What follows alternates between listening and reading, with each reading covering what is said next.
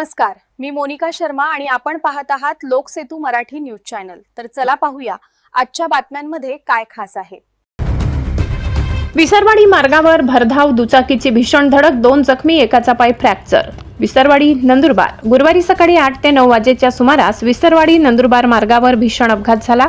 खातगावाहून कळवणकडे जात असलेल्या दुचाकीला मागून भरधाव वेगाने आलेल्या अज्ञात मोटरसायकलीने जोरदार धडक दिली।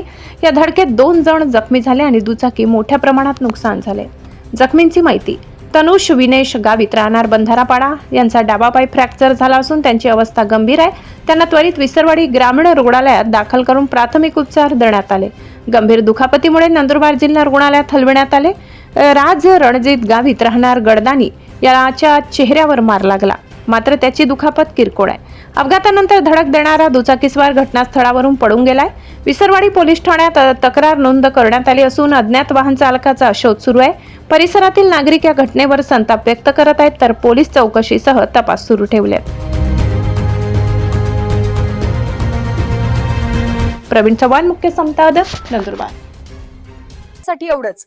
ताज्या घडामोडी, स्थानिक बातम्या आणि महत्त्वाच्या अपडेट्स जाणून घेण्यासाठी आमच्या लोकसेतू मराठी न्यूज चॅनलला सबस्क्राइब करा। धन्यवाद।